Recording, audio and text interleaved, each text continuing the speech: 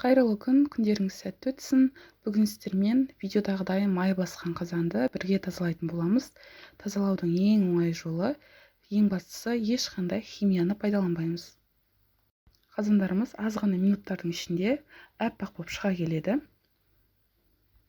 Тек қана қазандарды емес, түрлі кастрюльдерді, чайниктерді, май басқан темір ыдыстарды осылай тазалап алсаңыздар, майы бірден кетеді. Осы келесі видеодағыдай аппақ болып бірден шыға келеді. Мен бұл жерде ешқандай қырғышпен қырмадым. Губканың көмегімен, егер де тағы бір қайнатып, қырғышпен қырсаңыздар, осы қара дақтары да бірден кететін сияқты. Тазалауға көп зат кетпейді. Осылай бір бүтін кір сабынды алып, теркадан өткізіп шығамыз.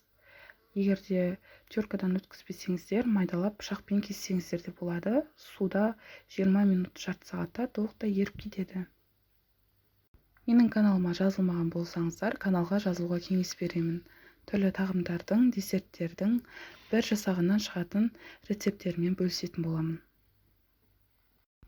Бір сабынды толықтай осыдан теркадан өткізіп алғаннан кейін 10 литрдей суды қайнатып қоямыз алдын ала, сол суға сабынымызды салатын боламыз. Қазанымыз сиятындай тереңдеу ыдыс болғаны дұрыс. Сабынды салып алғаннан кейін қазанымызға қарапайым ас содасынан 6 қасық салатын боламыз.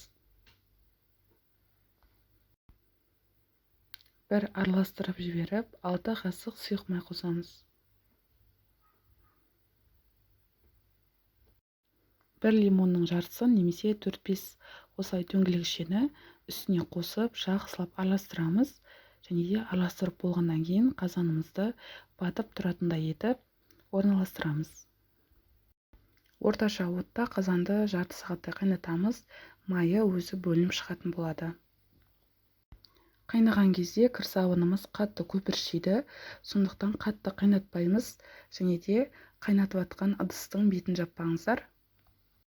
Қатты көпіршитіндіктен ыдыстың сыртын бүлдіреді, сондықтан бетін ашық қалдырып, орташа отта жарты сағаттай қайнатқандарыңыз дұрыс.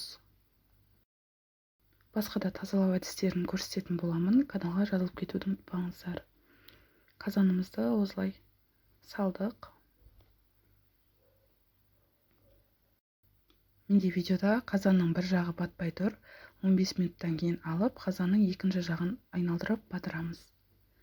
Не көрсеңіздер, кірі шығып, майлары езіліп, қазанымыз күшті болып қалған. Видеодан дұрыстап қарасаңыздар, сары жеріндегі майлары ісініп, толықтай дайын тұр. Тек губканың көмегімен ағынды сумен сүртіп алсаңыздар кетіп қалады. Ешқандай күш жұмсап жатқан жоқпын. Жай ғана сүртіп алдым, соның өзінде осылай жақсы кетті. Дәл сол суға қазанның қақпағын 5 минут қайнатып алсаңыздар, қақпағы да тап-таза әдемі болып қалады. Бұл жерде қазан қатты ыстық, сондықтан губканың көмегімен тездетіп сүртіп алдым. Және ағынды суға бір шайып алдым.